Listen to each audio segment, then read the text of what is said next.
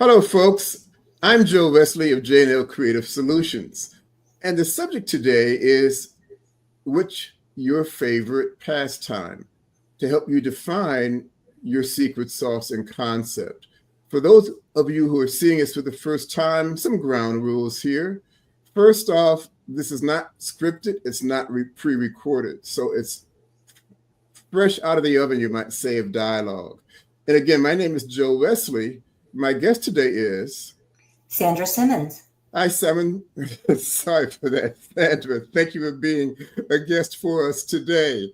As I said, this is live, unscripted. So any blurbs, any mistakes, you're going to have first option at seeing this. What we'll do for the first 20 minutes or so, I'm going to ask Sandra. Do you prefer Sandra or Sandra? Sandra. Sandra, what's her favorite pastime? And having done that, I'll get a sense, all of us will get a sense of who is this person.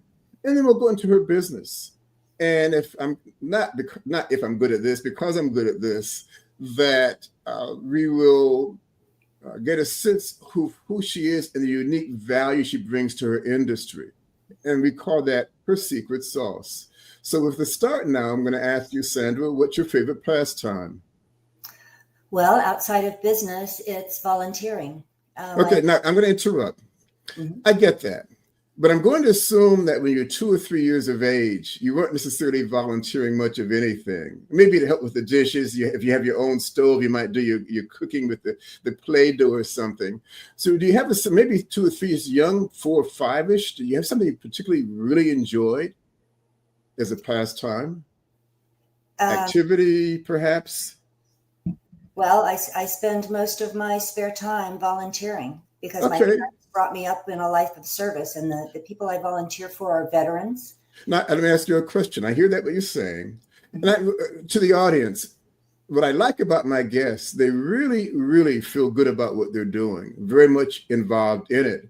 But I'm going to, again, make assumptions, and she'll correct me where I'm wrong. That let's say you were 7 or 8 years of age. Me, I like playing with my toys. I like reading. That was my pastime.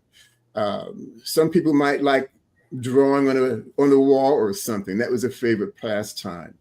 So you say your family was involved in volunteering as a young child. Were you also involved at meetings and putting things together? Did you have a different focus around that age time? Well, when I was that young, for something that I like to do for myself, basically with my mom, I love to color. Okay. Coloring books. Very nice. If I could. Now, were you one of those people that would color within the margins, or do you become creative and do some additional coloring outside the margins? What type of persona would you say you define yourself to be? I always colored outside. All right. Freedom of expression. I like that. Did you have a favorite color, or did you rephrase that? To me, my glory was getting one of those Crayola boxes that like 64 different colors. Oh yeah, with a sharpener. Right, and a sharpener. I was never good at it, but just to have the option of colors, I like that.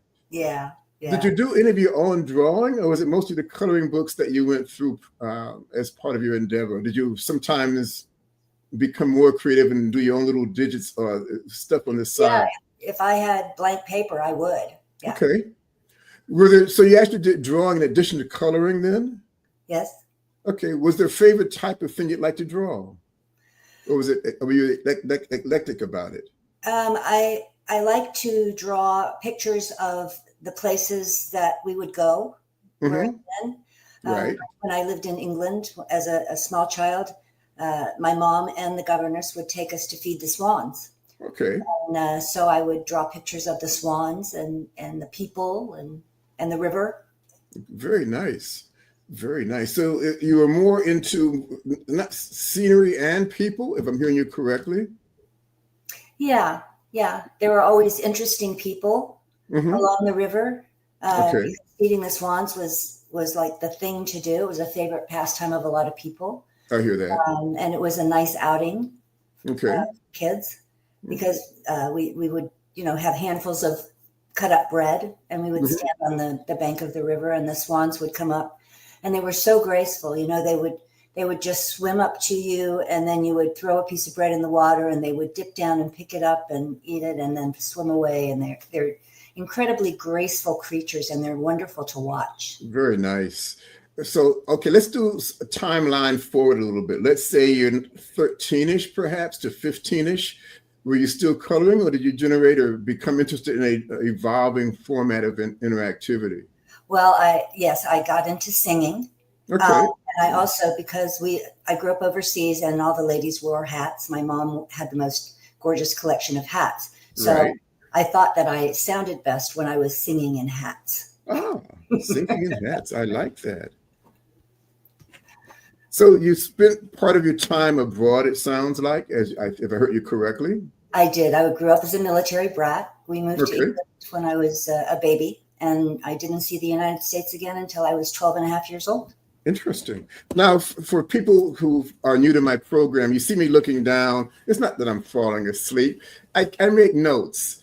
And because at some point, I have a mind like a sieve. At some point, I will come back and ask or make an observation based on the notes that I've taken. So that's why I'm looking down. So I hear that. That's interesting. Back in the States at 12, if I heard you. Yeah. All right. So let's say high school, college. Where were you then? If you're studying at some point, obviously, you're learning who you are as a young adult, obviously. But other than your studies, or maybe were your studies, what was your major in undergrad or college? Interior design and architecture, and then marketing, minor in marketing. Ooh, interior design and architecture. That's left brain and right brain firing off together. Although they're very similar, I would think, but one is more, I guess each is very creative. I'm not to speak on your behalf. What was it that you liked about the interior design / architecture that pulled it together? The best part for me was the drawing. Okay. Learning how to draw in perspective. But then the interior design part was we would have to design a room, design the furniture, design the fabric that went on the furniture. Right. So there was a lot of intricate fabric design drafting, and then there was the 3D architectural drafting, and then the intricate drafting of the furniture in the room with the fabric that you had designed on it. So it's very creative. It was I hear that. But very creative. I hear that. And then for people who may not understand the concept as I see it, I'm asking for clarification. It's one thing to draw detail. If you do it well, birds, the angle, the coloration, the hues, but architect, you have to have a structural sense also, because it has to be functional in addition to looking pretty. Now, you mentioned the issue of getting involved with other people. You mentioned your parents were strongly involved in that. At what point did that grab your interest? I'm assuming it was always a part of your interest, but at what point did you become more involved in the process? Yeah, the people thing is part of the military. Is you go where your military parent is sent, right. And so they could get transferred to a new duty station anywhere from 6 months to 2 years after you arrive on a base. Right. You immediately start to make friends. You have to get used to a new school, meet the people. But it's common knowledge that pretty soon either you're going to leave or your best friend's going to leave or half the school's going to leave because of the transfers. Right. So you become very gregarious. You're not shy around strangers. You're willing to walk into a room and start talking to everybody in the room and finding out, where they've been, who they are, how long they've been there, because you want to know how soon they're going to leave. Interaction with people was always kind of like the fast and furious thing for a military brat on a base. Right. Yeah. So time is of the essence, because you don't know how much time you have. So you need to make the most of it. In fact, let me make the time. Right. So, and I don't want to ask a leading question, but I have a sense of where it might be going, that you became involved with people because that was essential to your existence, your identity. And I'm going to make an assumption. I hate doing this because if I'm wrong, but part of engaging with people is providing an environment for them that they are drawn to, if I'm hearing you correctly. Mm-hmm. And so and I make a statement, then I ask the question that's kind of backwards, but you say your pastime is giving your time to people. Could you be more clear about that for me? You gave an example with being a Army brat, but it sounds like you became more structured in that involvement.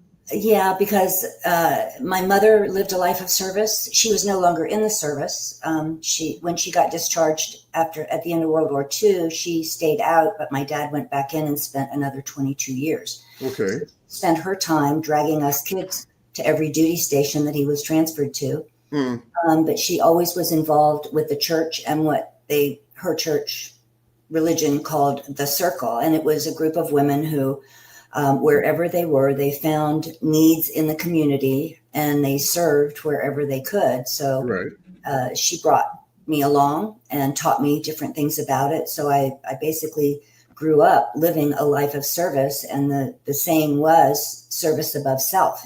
Mm-hmm. So I hear that. That's interesting. Did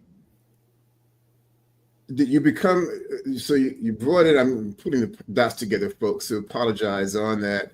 My searching, that becoming more and more involved, I'm assuming it wasn't so much a supportive role. I get the sense you became more of a proactive participant, if I'm not being mistaken about that. And I think part of it's who you were as a child coming up, not knowing how much time you had for the moment and being very, again, proactive. That was the word I used earlier, to be involved, get people involved. Maybe, and to me, it's a two-way street. Am I saying that right or wrong?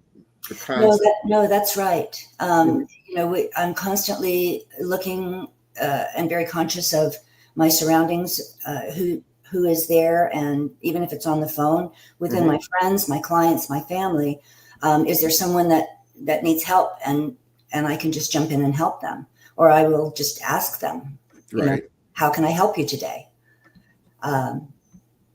It's just second nature to me.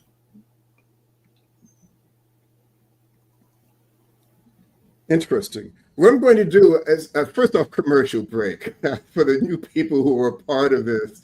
What we're talking about now, this hot seat challenge to discover an ingredient of your secret sauce. When I say ingredient, half an hour. We're talking salt, pepper, boiling water, not the sage, not the oregano, not the tomato soup or anything of that nature. That this will be all posted in the YouTube description that accompanies this program. And also for those who are looking at us from Lineable, looking at us from LinkedIn or Facebook, again, it will be in the description. So any information that you would like to know more about each of us, please check. We encourage you to make comments. We do audit our program, and you have a question to comment, a like or dislike with reason behind it, please share that. We will certainly make it a point to get back to you. One of the things I talked about before, again, this is non-rehearsed, non-scripted, and I showed you initially a blank piece of paper, and now I have writing on it. If you can't read it, it doesn't matter, but I make notes to myself. And my time, 13 minutes. I'm going to ask something more. I'm going to show you my concept of you, that before we talk about what you do as a business, we see you sign cash flow. And we'll talk about that very soon. But my summary of you is a person that liked to be creative, first off, and not limited by the lines around you, because you'll go beyond those lines. And to the point you would even take blank pieces of paper and doing your own drawing also. Did you have a favorite color? I don't know if I asked you that or not. I always like green. Why green? It seems to me to be like the color of life, because it's the color of nature. Okay. And I find that, go ahead. It's a natural color that we see in our environment. I hear that. And when you talk about love of life, love of nature, it kind of goes with your animals that you like to draw, to feed them first off the ducks way back when. The fact that you were an Army brat, does it ever go away since we're an Army brat? Do you still consider yourself an Army brat, or have you moved beyond that? Well, we call ourselves military brats because... military brats. I'm sorry. It could be Marines or Navy. My apologies. My brother-in-law is a Marine. Do not say Army to me. So I apologize, folks. Having said that, I never served. Thank you for your service to your family. Yeah. But what I'm hearing, and I want feedback from you, is by nature, you like drawing, you like coloring to start off with. And your drawing became more sophisticated. You went into architecture along with the other things that you were doing in that direction. And I find that intriguing, that because you were a military brat, I want to make sure I said that correctly, that you were of this style. I suspect some people might retreat, they might hide because of the uncertainty of it. You took it head on, and let's make the most of it, and let's become proactive. And again, it goes with the concept that you made a comment that, along with the history of your church involvement through your parents, that to feel the need of people, to not even feel the need to ask, is there anything I can do for you? I think you said that as part of who you are. So very, very proactive. And I teased you about left and right brain firing off together, that you are a person, as I perceive it to be, that you get involved, you commit yourself to what you're doing, you're passionate about what you do, and you're consistent. So having said that, now again, I'm far off on what I'm saying. Okay, I'm going to take that as a no, I'm pretty good on track here. If I'm wrong, tell me I'm wrong, because I don't want to give further. You're totally on point. Okay, thank you. And I don't say that just to hear it, but I don't want to make a conclusion or summary if I'm far off track. So let me ask you this. Tell me about your business. What is it that you're doing? Well, for the last 35 years, I was doing accounting. I also did tax preparation for a time, but I gave that up in 2010 because doing both was too stressful. Okay. Also because when I became an accountant, I realized that accounting is simply recording past history, what money came in and where you spent it. Mm-hmm. But it didn't give the business owner any roadmap or guideposts about how to do better. Right. And so I learned in a kind of an odd way what cash flow management is. Okay. And I learned that it is actively planning how to handle your money and spend it in your own best interest and the interest of your company, right. companies. So every accounting client I had, I taught them how to run their business using cash flow management. Okay.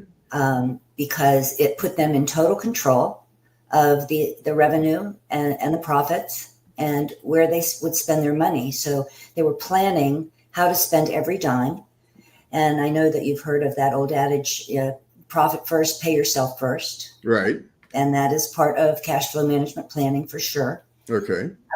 You're not just at the effect of the balance in your bank account, nor are you just writing checks and making your suppliers wealthy. You're thinking about, what does my business need today?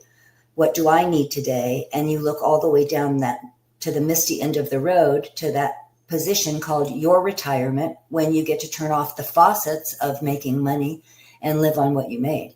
Fair enough. Accounting is like, well, let me put it this way. Running a business is like driving a car. And if you're looking in the rearview mirror at your accounting reports, that history about what happened in the past, right, you're not going to navigate the road ahead very well.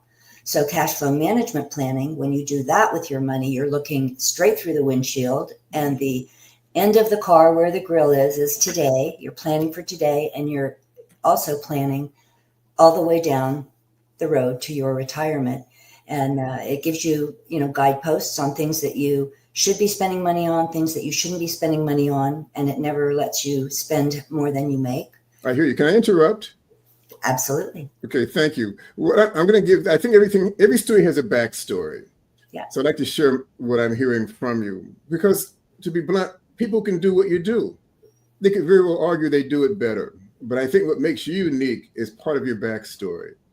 And so what I'm going to share with you, and again, make additional notes, that again, your right brain, left brain, an accountant is really it's a structural concept. The numbers have to work together well. I'll say it like that. But I alluded to the fact earlier that you're proactive, you're not reactive.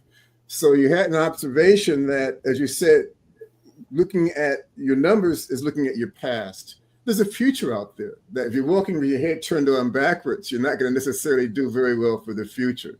Right. So having said that, when you talked again about your volunteerism, and one of the phrases you made that sticks in my head is, how can I be of help? So there's a working assumption that no matter where you are for the moment, I want to be of additional value. I feel I can be of additional value. They're not quite the same, but they go together. And so the focus, to keep that focus that you have in mind, I'm looking at my notes, that's why I'm looking down, is how can we do better wherever you are for the moment? That's the focus that I'm hearing here, or the backstory as I would say it. Yeah. And it's not enough. Again, we talked about your drawing, and you said, well, use the coloring book and color outside the lines. I'll start doing my own drawing. It's not enough to fit a mold. We can be more creative, much better at what we do. And certainly on the issue on architect, along with the other skill learning, that what I'm hearing is a person, not only do you have a belief in what you do or skill in what you do, you have a passion for what you do. And it's the nature of who you are, that you will engage people. You've learned that the art form when you were a younger person, that the engagement had better value if you can better meet the needs of the person that you're talking with or engaging with. And there's this intensity of momentum that let's get it done, assuming you fall into it. Am I far off my observation? No. I'm always looking at, how can I help this person while they're talking or while we're doing something together? It's what more can I do for them? What can I tell them that will help them? And it's just a mindset that I live my daily life in. And I find it intriguing because what comes to mind is that there'll be two categories of people I suspect you may bump into. There may be those that will say, geez, well, you kind of, I won't say overwhelming, but you kind of, I won't even say, I won't say pushy. I think you're just very proactive. You're very energetic. You're very enthusiastic about what you do. And I think a market that is ideal for you, I'm not going to suggest it is or isn't, are people who say, I need to do something. I just don't know what. Or may not be aware of it. They don't know why things aren't any better than what they could be, but because you asked the question, as opposed to walking in, well, here's my title, this is what I do, how can I be of help to you? And how can I be, and when I say help, that to me is synonymous of how can I be of value to you? Right. And then my thing is, whoever says, yeah, could you be of help? I'm going to say, hang on tight, because you're going to run them all over the place moving forward, making things happen. Is that a hint of who you are? Am I getting far off what I'm saying? Yeah, no, yeah, it's accurate. That's me. Okay, fair enough. So certainly I would suggest for those who are listening, and not all things are all people by any stretch, but I treat my business like my firstborn child. This really isn't about me. But what you say strikes me so much. I have to share a little bit of my perspective that, and of course, we love all our children in the same degree, manner, syndrome. But my firstborn child is something I do a good job. They're going to help take care of me also as I become older. So I see you treat your clients, their portfolio, as their firstborn child. And if you nurture it well, feed it well, take good care of you, it will come back and take good care of you also. Is that an example that kind of fits what you're doing or saying? Yeah, I mean, it's that old Zig Ziglar saying that you can have everything in the world that you want if you'll help other people get what they want. Fair enough. Fair enough. I find this intriguing. It's I'm laughing at myself. It's been one of the more efficient meetings I've ever had.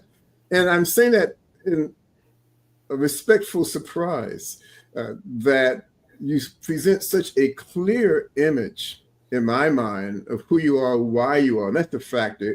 How many accountants are there out there? How many people are money management people out there? But how well you present yourself and then bring it along for your business on behalf of your ideal market, I find it very intriguing. And I talk about engineers and architects, I think that's the same industry. They're kind of left-brain people, no fluff. It's got to fit this angle, that degree, whatever it may be, that material to be supportive. And that's pretty clear cut. But on the creative side, let's make it look nice also. Let's make it functional to your particular needs also. And you do that so well that I'm saying we've had a good meeting.